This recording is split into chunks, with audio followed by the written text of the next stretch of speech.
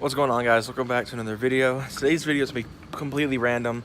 Apologize for not having a video up on Saturday. This weekend's not been the greatest for me. My head's been all over the place. A lot of stuff I don't want to talk about on camera. But anyway, we'll be talking about the truck today, as well as other car over here. So let's get into it.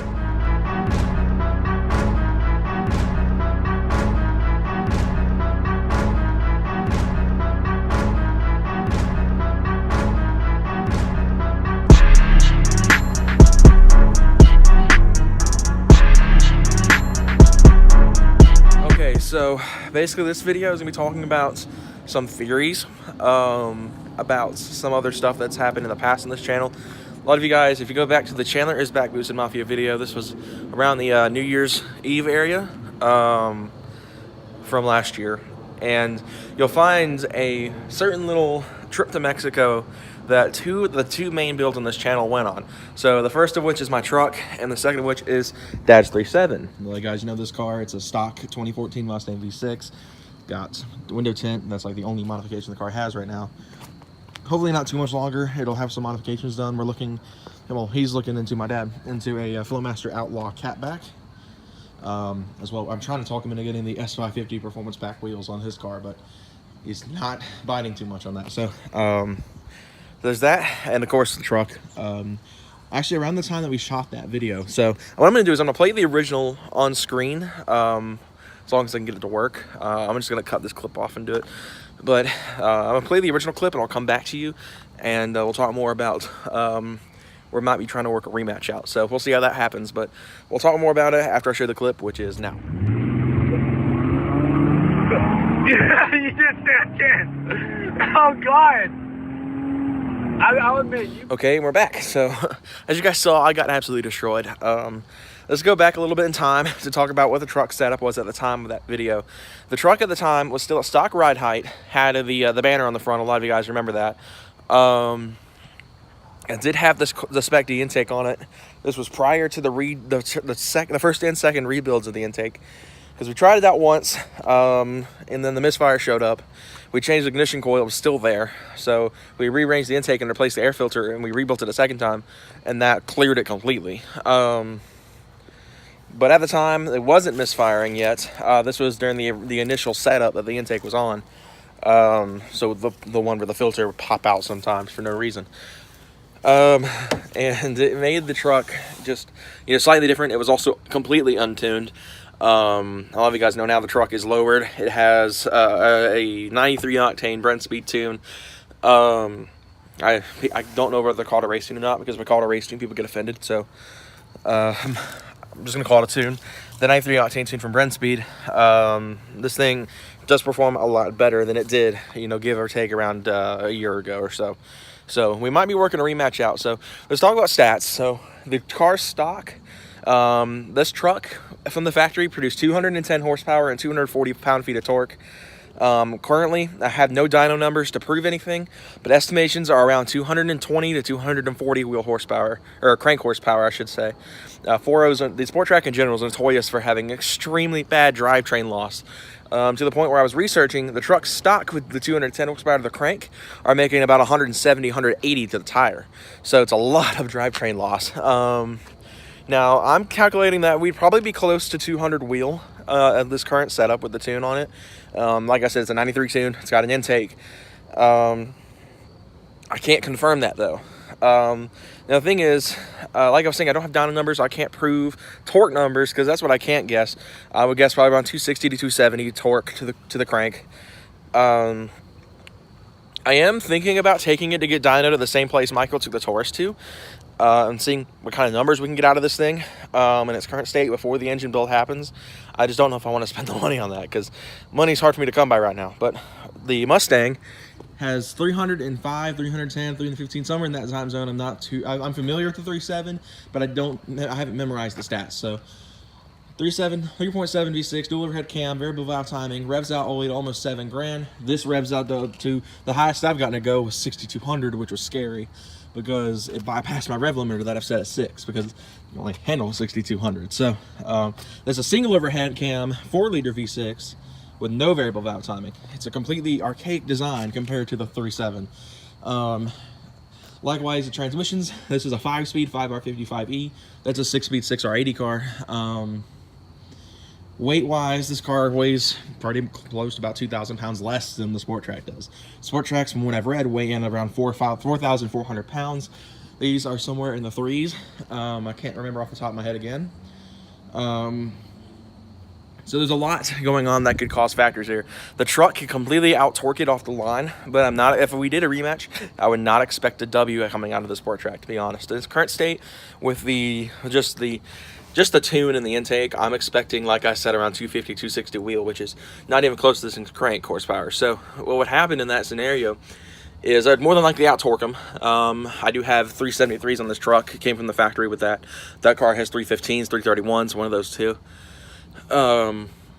Therefore, you know, this thing is going to have a lot more torque off the line. Now, granted, the added 6th gear will make up for that on the Mustang, and will allow it to catapult right up to me. And it's going to make it a really extreme situation to see what would happen. So we're working on a rematch. We haven't gotten any sort of finalized locations or dates set, but I just wanted to tell you guys about it because I think it's going to be epic to watch. We're basically going to be doing like a gauntlet of sorts, you know. It'll be well, at least that's how I want it to be. It's kind of theorizing right now. There's no like I said, finalization. I still have to talk to the details with Dad on it, because I want to do a rematch with the tune, and then after the engine project once it's broken in. So the build list for that, actually, I'm going to also reveal in this video, because I feel like it's important for you guys to know what's going to be happening to this truck before it comes out of the shop, and then I have to tell you guys everything. So I want you guys to know it beforehand. So the engine build, as it stands right now, has a very small build list. It's more than likely going to grow as I fall over here. It's more than likely going to grow over time due to the fact this truck does have 230,000 miles on the clock. Almost 230. It's at 229, 2 something. It will have 230,000 miles on the clock very soon. That's a VQ of some sort. Anyway, the setup it will have will be running a set of SSM, or Super 6 Motorsports ported head stage 3. As well as their camshaft upgrade, and so it will be cammed as well.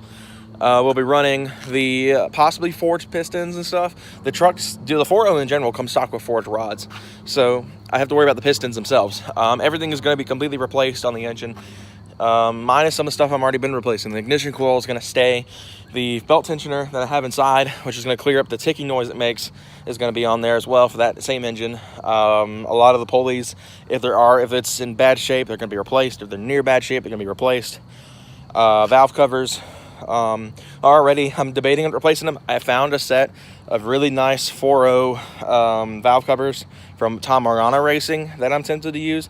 They didn't specify where they would work on the overhead cam engine or if it was just the overhead valve motor, so we'll have to see how that works out. So maybe we'll get it to work, maybe we won't. But everything basically from the block is going to be pretty much about the same. Basically, only upgrades we might see, like I said, might be forged pistons, as like I said, the truck does come with the forged rods. So I have several outlets I can go with that. I can just find the specifications, have the machine shop tell me what I need to buy, and then buy those. Or I could just buy out, Tom Marana sells a set of forged pistons for about $1,000. And we'd have forged internals. Basically, after that, we'll be working out boost. The truck will more than likely not be receiving boost on this run with the engine build project. Primarily, my focus is to get it to where I can have that built motor and drive. I don't really necessarily care about boost right now. If I can afford it and I can shell it out, we'll be using a Terminator blower kit set up from Tom Marana. They sell the manifold adapter. So just slap that on the manifold. We throw a Terminator blower on the M112. We'll drive it around like that for a little while, and I'll do some research because I'm tempted to run a VMP Gen 3 on this as well in the future after that. So we'll see how all that works out, because if we can get all that working and get the 5R55E built up to where it can handle the power, we're going to do it. My goal is around 450 horsepower on pump gas, a little over 500 in E85. Once the E85 becomes a bit more usable here. Where I live in West Georgia, Northwest Georgia, there are no E85 stations. So there are rumors about one that's close by my house, but I have been there and I can attest there is not an E85 gas pump there. All in all, though, my goal is to hit around 400 to 450 horsepower on pump gas, and for a 4.0 that's a lot. Of course, with the VMP blower on there, if we can make that work, it'll probably shoot into the 500s. I've seen what VMP blowers can do to cars, and it's absolutely phenomenal. So the plan is to use that Eaton and, you know, pump as much power out of it as we can. I'll port the blower. I'll do whatever to, you know, make the fastest 4.0 with that Terminator kit. The reason I'm not going mod box is the M90 is very weak. I've had friends, my friend Josh actually had an M90 on his sport track before it bit the dust, and it made about 300 horsepower. So it's definitely not a slouch by any means, but it is not my goal. I want some of the bit more power.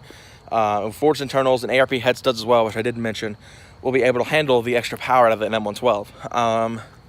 A lot of people say the 4.0s blow up after a certain period, which is exactly why I want to do lower compression with those forged pistons, because I want to make sure this engine can last, because it's still going to be my daily driver when this is all said and done, until I buy another car in the future. So she's going to have to do with the forged internals and hopefully run pretty good with the boost. So that's that. Exhaust wise, we'll be trying to get some long tubes put on the truck. Currently there are no long tube options specifically made for the sport track that you can just buy. I have heard of people buying the pace setter kit though for the Mustang. The passenger one bolts on, but the driver's side doesn't, so they need to fab the driver's side to go around or go under the steering column so it bolts up. So there's a lot of stuff to deal with, but I just want to go through the build list with you guys. There will probably be stuff added and or maybe removed from the build list in the future. So the final reveal video will have the full specs on the truck.